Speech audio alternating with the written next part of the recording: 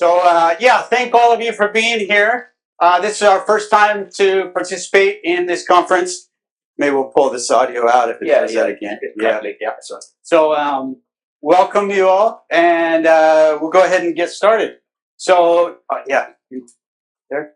So, my name is Jesse, and this is David. And yeah, hello. We've talked to some of you already. But again, thank you for joining us. So we teach at a junior high school, and between the two of us, we have about 40 years of teaching experience. And I started a company, dispatch company. We send teachers to private schools. And together with David, he's brought a lot of really innovative teaching methods and techniques that have been used by our ALTs, and they've helped solve a lot of our problems. And very thankful to him. We're both passionate about improving the learning experience for our students and spreading smiles. Got that in there. I knew I wouldn't forget. So anyways, our goal is to help the teachers increase speaking time in the classroom. And if you look, let's see if I can get this to work. Yeah, so increasing speaking time for junior high school students, as they just mentioned, that can be an age group that is often difficult to get speaking. So today we're going to cover 8 points that can help solve this problem, and it can help you improve your classroom atmosphere.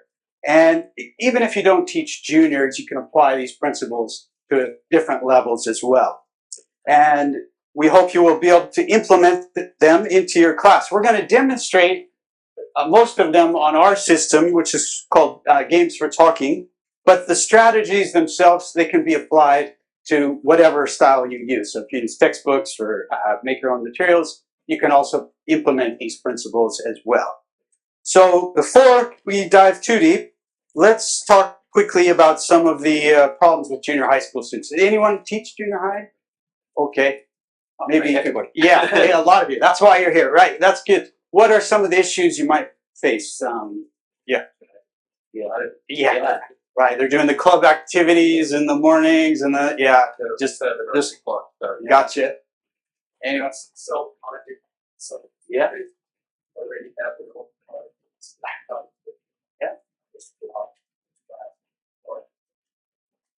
Gotcha. Right. Their peers are looking at them. They don't want to make a mistake. Perfect.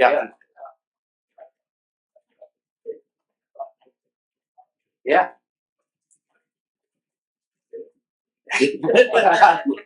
That's the number. Yeah. So you all have basically hit exactly what we've noticed too, right? Unmotivated, often poor test results because they don't, pay attention.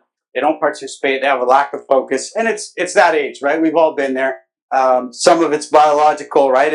They're at that age, but we truly believe that to get over these frustrations and challenges, if you introduce these strategies, it can help you overcome that, and you can have positive, successful classes with your junior students. So we're going to dive right into these 8 strategies, and the first one is titled Link the Grammar.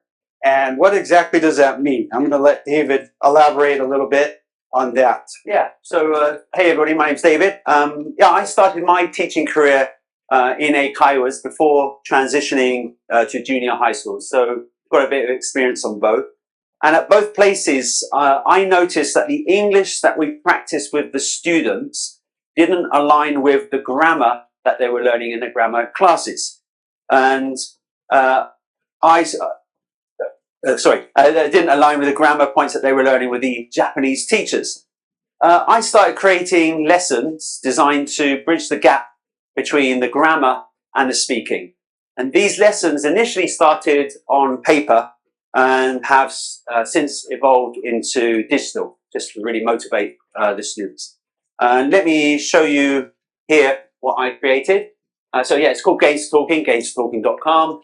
And on here we've got 1, 2, and 3 levels, really junior 1, 2, and 3, but maybe your elementary kids are already there, so we took the J off so you can use it for elementary kids as well.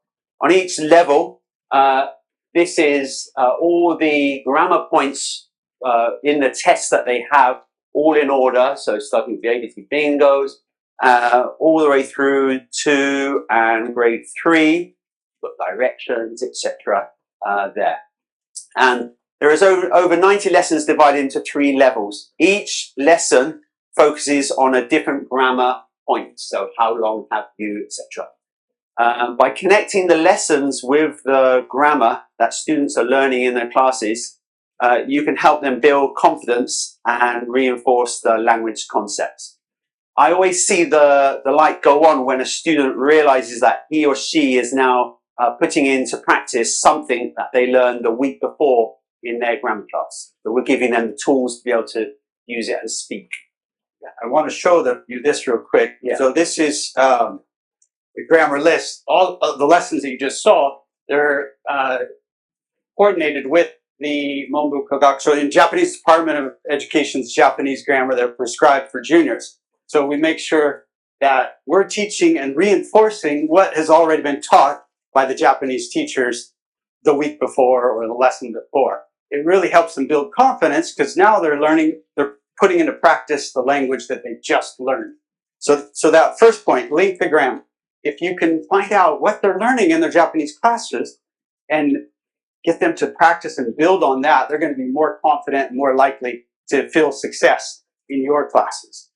The second point I'm going to talk about is called whole language approach. And I think we all know what this means, right? So speaking, reading, writing, listening, all of the language skills. So whole language approach, we want to integrate all of the language skills together into our lessons. We teach in a holistic way where we incorporate all of these. And we do this because research has shown that when students learn, or when we learn with a holistic approach, we retain the language and the things we learn better. And that's how we learn more effectively. So combining all the language skills into your lessons. And I'll show you how we do this in just a minute.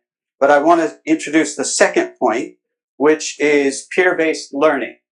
This also, I think, we can understand just from the title, but peer-based learning is when students learn from each other. And it's very common. We have this problem a lot, right? We get a teacher up in front of the classroom speaking for 50 minutes and the bell rang and half the students or most of the students in the class haven't even spoken one word. They're just quiet and they're listening to that lecture. But if we can use peer-based learning where students teach each other, we can maximize the time and we can integrate this approach into the lesson. I'll show you an example of how we do that with one of our games. So looking at those first 2 points, so whole language approach and peer-based learning, this is one of our lessons, and we'll show you those elements. David. So when the students come into our classroom, we've already got this up on the board and they have their iPads and we'll be using this lesson. Straight away they're motivated and they're smiling and happy because they're about to see what you're intrigued to see what we're going to learn here. Then on this one, the students on this one are going to just do a simple kind of board game here. They're going to maybe work together here and I will roll my dice. I get 4. 1, 2, 3, 4. And I will reveal by touching on the stone here a question.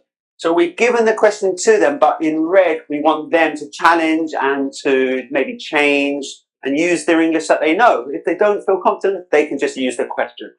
So maybe Jesse, what are you going to do after this presentation? I'm going to watch the football game.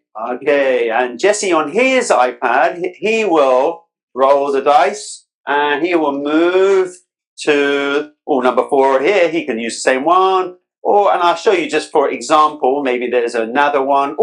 Here, Jesse, question for me. What must you do in Japan? In Japan, you must say itadakimasu before you eat food. Okay, so you're going to use the language that you know in the questions. And here, the students will ask lots of questions that we've made for them, all from the grammar books of their year.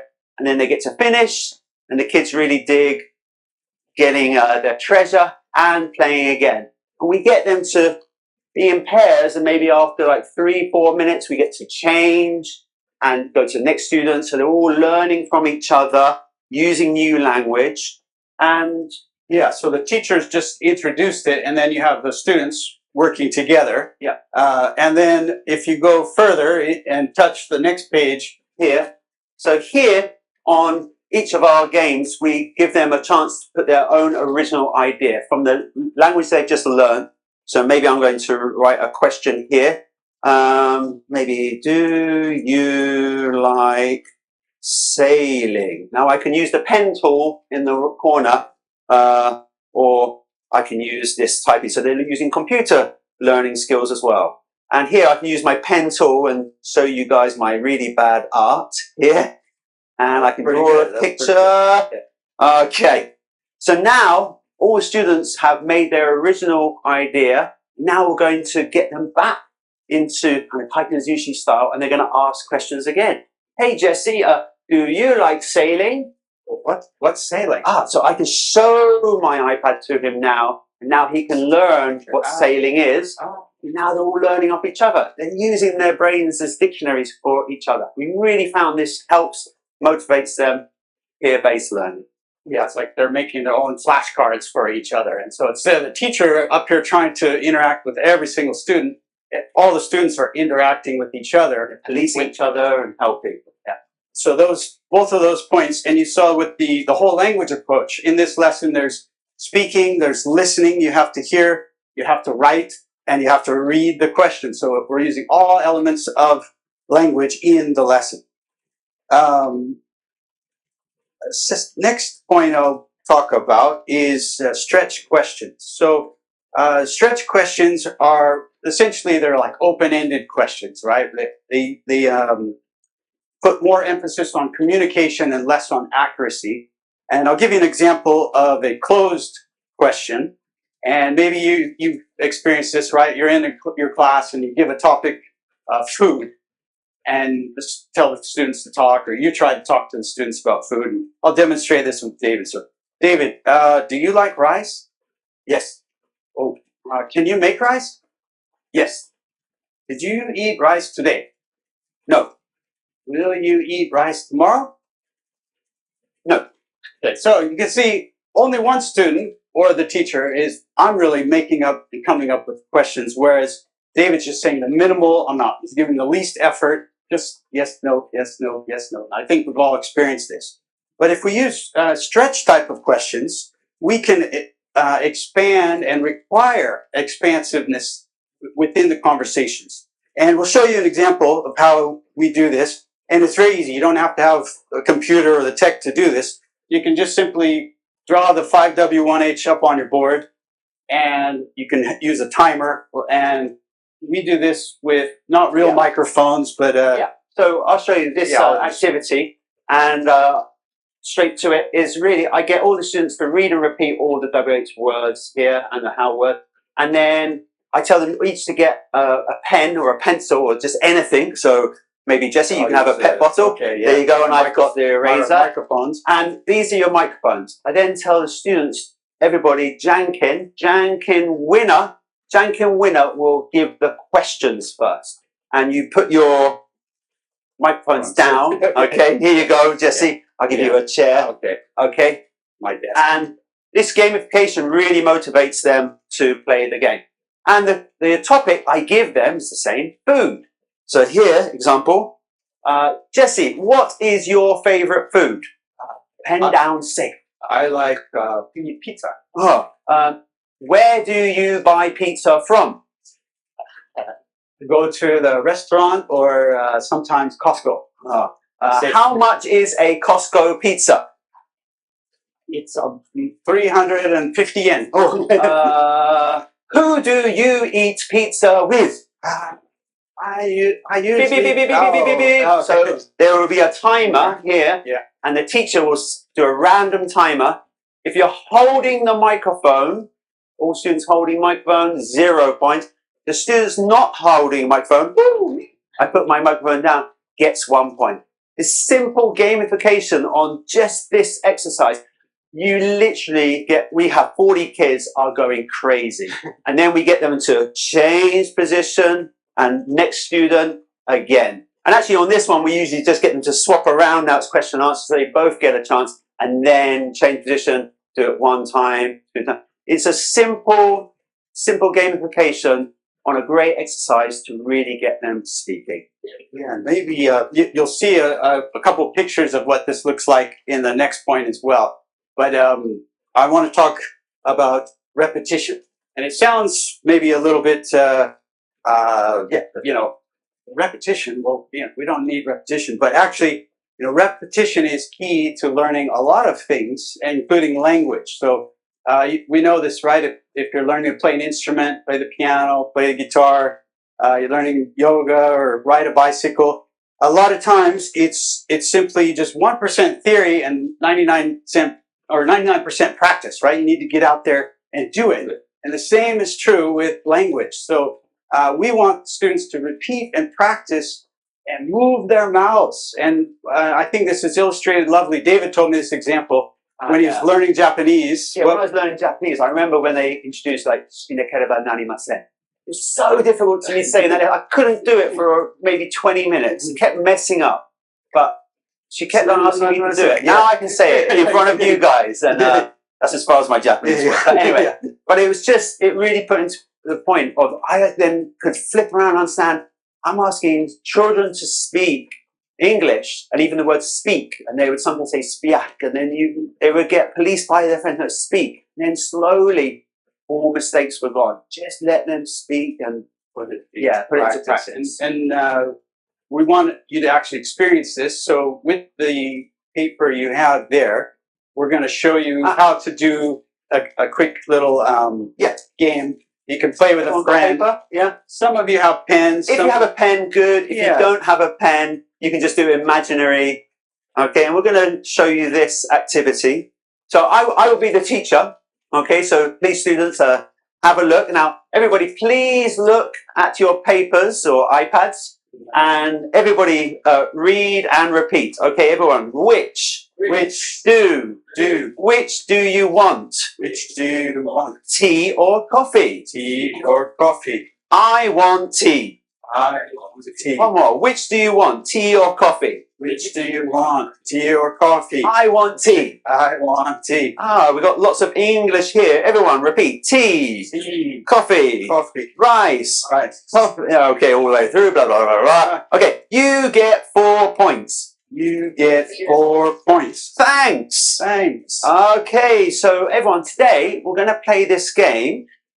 First, you will move these random points to these squares. So if you have a pen, you can write random numbers from 1 to 8, one time only, anywhere. So David here, me, I'm going to put 3, 2, 6, 5, 4, 1, 8, 7. You can do 2, 4, 6, 8, 1, 3, 5. It's okay. Random position. And if you don't have a pen, just remember something in your head. It's okay. Okay. Now, we will show you. So maybe a student will come to the front. Hey, hello, Jesse. Oh, hello. Okay. Now, Jesse, you can't see my point, so please don't look here. Okay. Okay. Got it. All right. Hey, Jesse. Which do you want? Tea or coffee? I want tea. Ooh. Which do you want? Rice or salad? I want rice. Ooh. Which do you want? Natto or miso soup?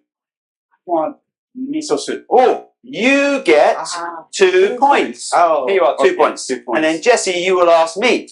Which do you want, tea or coffee? I want coffee.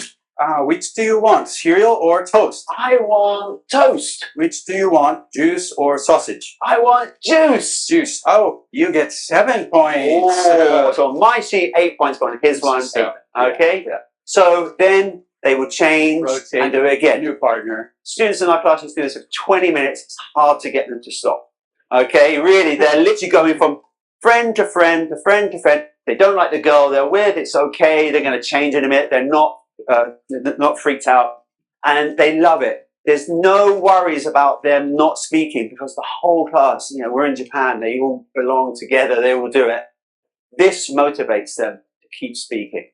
Let's try it. So with the partner, person next to you. do it, find a partner. I say two and, together, two together, maybe you and me, two. Okay, hey, hello. John can. I start. You say, which do you want? Yeah. You want tea or coffee? I want tea. Which do you want, rice or salad? I want salad.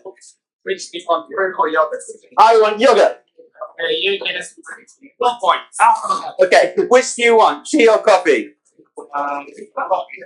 Which do you want? Cereal or...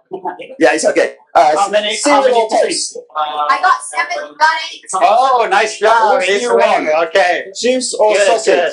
Yeah, then they would change to a new partner, keep rotating around. So I want So you juice. can see. I want tea. Okay. You get 8 points. Okay. Yeah, just that, like, you got 1 over on me because I got 4 and you got 8. They get so amped on, and then they go to their next round, and then from Finish. there. Okay. Perfect. 3, 2, 1. Okay. Let's stop for time. So I think you could experience it even on a teacher level, the kind of fun and the unknowing of what number of point you're going to get. Yeah. That gamification element. Then, as David said, right, you change. You'd have a new partner. You change again. And if you look at the picture of our classroom here, You can see our students are all in like a kind of Titan Zushi style. He's going to ask the 4 or 3 questions to him. He will listen 3 times, and he will then ask the 3 or 4 questions to him, and then points, and then he will change. We do it about 10 to 12 changes. So that's a total of 35 times saying the question and 35 times listening to the question. So here, that's a lot of 35s, Yeah. okay? yeah, We're just counting the questions out. That really drills it, but without the feeling that they're drilling. They're just enjoying it, and their brains are drilling it. Their mouths are just speaking. and we see that, you know, the end of the class comes or the next class, whatever, you can say that, you know, oh, which do you want, the window chair or the hallway chair? And, you know, they've heard that and they've said it and they just say, I want da da da. Yeah, it becomes internalized into their natural language. So that was point number 5, repetition. Yeah. Let's keep going, and we're going to... 4. Okay. Thank you. Fred, keeping me on my toes there. Thank you. Okay, let's look at our next point, different learning styles. And like many of our points, it's quite self-explanatory, but I think it's worth making some mention that, you know, students do learn in different ways, and especially that junior age where they're coming into their own, they're learning what they like, what they don't like, who they are as a person. And some of them are going to learn better through movement. Some of them are going to be more auditory based, where they like the listening. Some are going to be real visual and artistic. Some of them are going to, you know, like the sensory or, you know, so different learning styles. You have to bear in mind that a book and a paper for every single lesson, it may not have the most effective outcome. And so what we do with our games, we incorporate different types of learning styles. And this example we'll show you here. It's a kind of a drag and drop tactile. So the student, you know, I would like all of these, you know, our students each have their own tablet. So I would have this on my tablet and David would have this on his tablet. And how would maybe Jesse is the teacher on this one, I'll be the student. Okay. And Jesse has maybe made a picture already, and now he's going to introduce this. Yeah. And this is for there is and there are. So yeah, teacher, please. Let's see. So there is a bed under the clock. There is a bed under the clock. Okay. And there are 2 cats on the bed. There are 2 cats. Oh, bananas, no. Okay. Hey. Listening. There are 2 cats on the bed. On the bed. Okay. And the students will read and repeat with the teacher. So it's enforcing, yeah? Okay. Yeah. So Yes, and on this lesson, we actually have the textbook next to them, which shows the prepositions, the in, on, under. Exactly. This is just a tool to enable that book to not be boring. Yeah. That book's got text with no idea, but it says in, on, and now we're just using it. And then slowly the students just don't need the book, and now we use it. Okay, there is a banana on the gray cat. Okay, And then we would compare the, and then yeah. Oh, there is a TV in the center of the room. Or center. Okay, You get the idea. compare. and Then we hand it over to mine. the kids with each other again, Kaidenzushi. They give it about 1 minute of explaining and then change back the other way, compare pictures, and then they show each other where it's wrong. We literally watch them go, no, center, it's not there, In it's the here. center, in the center. Yeah. And they're showing because they want to get it right. So, we would demonstrate it, And we demonstrate it first, and Yeah. the students are listening and doing it themselves, just like I did. I was a student. And then after that, we slowly then hand it to them. Now it's your turn. So look at here, and please give some ideas to your friend in front of you. exactly. Oh, you can do anything. Because you literally, there's you literally make your picture first. yeah. And then there's a ball here. And then, this guy, he's behind. yeah. Okay. Yeah, They just get a kick out of this. So and we do have, on the teacher's guide of our product here, there is a pre-written script that we like the teachers to say to give the examples to introduce the game so that there's just no confusion. We know it works. We've done it. We've used it so much that literally Jesse wrote down what I was saying. You've taken that like a drama script, so you can literally be with the 20 years experience from day one coming on, and then you're showing it. The freedom to do it. Yeah. You're on. The real main thing of this really was when we did this before with paper, they would spend 1 minute drawing.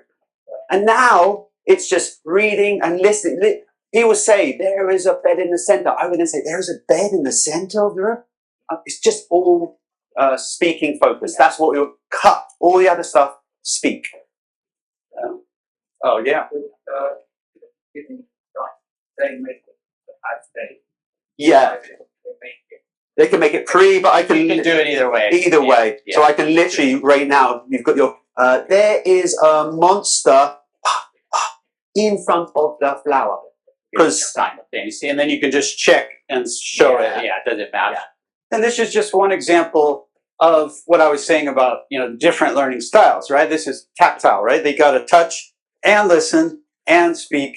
But it gives a lot more of an enhanced learning than just like, not to say it's wrong or bad, but, just from reading it straight out of a textbook. Yeah. And they're much more likely to retain it with this. And that actually ties right in to personalization, which is huge. And this is, I think, again, these are all concepts that I think we all know. Sometimes we just have difficult time applying it and seeing how to actually do it. So with personalization, this means that we want to take our lessons and make it into where the students can relate it to something in their own life. And when we do this, they'll retain it better and they'll internalize it. And when we do this, it lets them connect their real life experience to the language. So it's not just this unconnected textbook that has nothing to do with them. We need to allow them to make that connection. So personalization is connecting the content to their own real example in life. And the example that came to mind for us is we do debates, like a debate. We're actually doing it at the moment. Yeah, in the high level juniors, and and it's in a lot of textbooks, right? You'll see I think that dogs are better than cats because they are friendly. I think that cats are better than dogs. And we could just do this right out of the book or right out of our thing. But if we give and allow for personalization, maybe David, what do you? Yeah, they really get a kick out. So we found, just by giving this, it's not so motivating for them. Relevant to them. So we would let them come up with their own ideas, but still using this here. So example here, when I touch this icon, I can now put my own type in here. So you can see I've written this before, but I think Pepsi is, I need to remember the English, better than. So better than. So here is better than cola. First because first it is You can cheaper. you can see right away. I mean, how much more excited is a student going to be when they can do, J-pop is better than K-pop, or Hidakaya is better than Siberia. or 7-Eleven's better. And they do. That's the thing. They come up with real interesting ones that they get so motivated about Let as them well. personalize it to what they like, and this tool here is a great way to do that. Yeah. This is just one page of many on the reasons debating. It's this. Yeah. This is literally it. Yeah. And there's about 10 pages for the debate lesson. Yeah. And it remembers, the IP address remembers all the text as well, so they can come back to it next week. And it's like an electronic notebook that keeps each student's IP address. Will keep it. But also, if you're at a lower level and they're not able to do their own idea, you can just use what it's in there. So it's got that flexibility. Yeah. We're just showing you one page out of many of the debate lesson. Next positive. Okay. Yeah. We're moving along, and I think we're doing really good on time. So we'll actually be able to show you a little video of how this works in the classroom at the end. But coming into the last point on there, positive reinforcement. And positive reinforcement essentially encourages repetition. It encourages you to repeat a behavior. And it's obviously known by the casinos, social media, a lot of marketing companies, right? They use this concept of giving us rewards and feel-good points and bonuses to keep us repeating a behavior. And so why not? Don't fight that. Let's use it. Let's use it to motivate students to speak. And so if you can add positive reinforcement, gamification, as we talked about, just when you were an elementary school student and your student gave you this, the stickers and the points, it works. And it works with juniors as well. You might have to get a little creative in how you do it, but here's an example where... So this is actually a junior 3. This is what we use at our junior 3s. And doing directions, you'll use. So after you've gone and you've learnt the different directions, go straight, turn left, turn right, stop. Say this one has 4 different directions. We want them to use this English. Now we're going to show you. So here, the students will Janken winner will go first. I will be the taxi driver. I want to get some money. Jesse, on Jesse's iPad, he will be the grandma and he will give directions to me. Now, I can't see his iPad, but today we're going to share this one. So Jesse, you will touch here and you will give me some directions. Okay, go straight. Go straight. Okay, go straight, go straight. Oh, 2. Oh, I get $2. Oh, I'm driving, collecting money. Okay. Touch. Okay. Turn left. Turn left. Turn left. Turn left. Turn left. Yeah. Are you policing each other, helping? 3. I get 3 points. Okay. And then again. Straight. Yeah, so go straight this way. I came from here. Go straight. Only $1. Okay. And then slowly the grandma will say, stop, stop. Oh, maybe stop. No. Okay, stop. And then we change positions. And now I am the grandma giving instructions like a real taxi situation. And he is driving on his board, starting from here, going around. Kids play, we let them play this for about 3 minutes each. Okay. And then it just, they're playing and collecting points, and then we get them to change again, and they cannot stop this again. And you're just getting them to drill what would normally be 4 boring direction grammar points, and they cannot stop it for 20 to 25 minutes. You literally like, stop, sit down. And then we ask them who got the most dollars, just for even more motivation. Everyone stand up. Who got 0, sit down, 1, 2, 3, 4, 5. Oh, $100, way. And they feel like a hero. Just for the simple fate fact of getting points. Okay?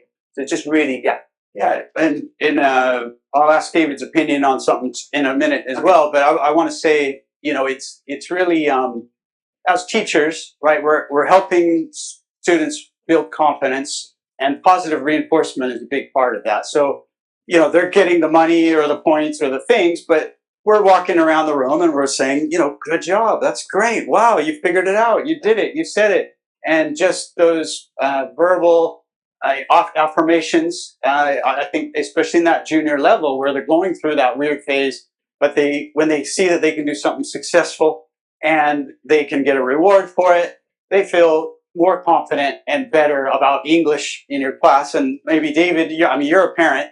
What would you maybe have some comments on that as well? As a parent, if I walk into my child's classroom, I want to see that this concept and the strategies that we talked about today are being used. A modern approach that puts the focus on speaking and utilizes modern methods and technology. These made a huge difference in our classes. And if you incorporate these principles that we talked about today, it will put a smile on your students' faces and make them happy. So we've got gamestalking.com if you want to visit it. But like we say, just please, you can use this even with a blackboard and using these techniques. We've got over 90 and all individual and really motivates the students there. Yeah. And just in closing too, I want to show you, before our kind of old methods where we didn't incorporate these principles and we didn't use the tech, the teachers would be speaking for the majority of the class, maybe ask a couple students, and some students won't even speak the whole 50 minutes. It's ridiculous. Now, we've implemented these where the teacher does 10 minutes to introduce the concept in the game, and then the 45 minutes of the class are spent speaking, actually moving their mouths and internalizing and building upon the grammar that they've learned in their Japanese class that week. So it's so much more effective. We've gotten more and more contracts, and that's why we're out here to share this with others. We were getting like the physics teachers, history teachers come in. What are you doing? What are you guys doing? English kids are speaking English. We're like, but that's what they're meant to be doing. And they're like, it wasn't happening before. Totally changed. And now they're literally coming in, and I'm usually actually at the front of the class doing a little bit of coding while they're speaking. And she's just going, I can't believe it. These are all motivated, speaking English, and they're all getting good. And we've seen their results are going higher.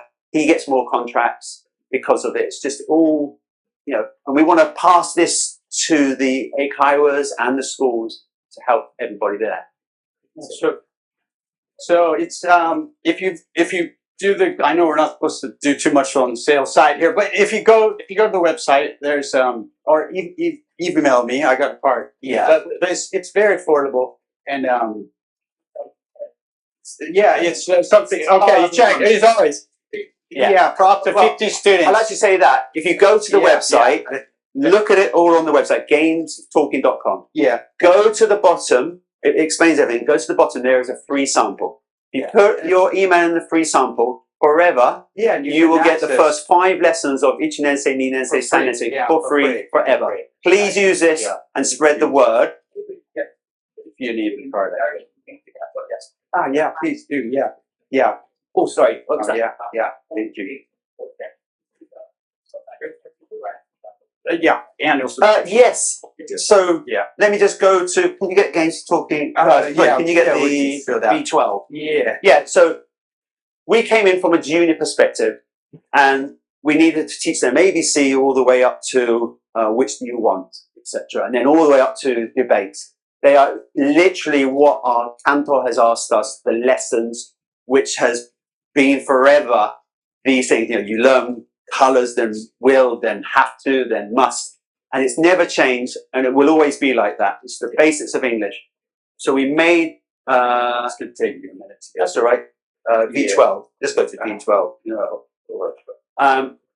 And then we made individual games for each of these grammar points. We sometimes use 2 or 3 on each one. And then depending on what you want to do, especially from an eikaiwa perspective, how you want to use it. Sometimes when we do experience at our schools, so when kids come along and they want to try out our school, they've gone to maybe the other school down the road, then we've got these 6 iPads there. They're trying it out. and we go through about 4 different lessons, and they're like this, you know, Okay. wakari yasuri, they get it. Okay. So easy. Okay. We got to wrap up. But the last question, and while you're doing that, I'm just going to show the video because this will Yeah, this you'll will see kind it. of show you it. Sorry for the okay. bad Yeah, go sound ahead. connection.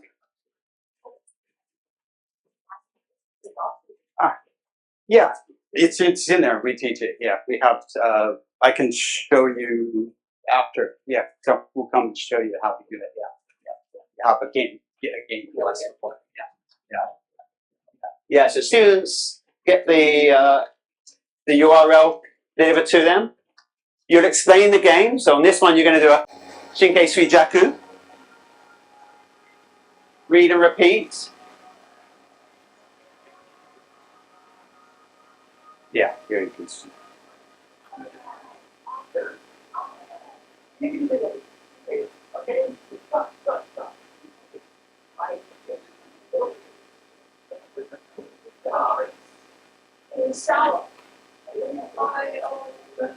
Now we pass it to them.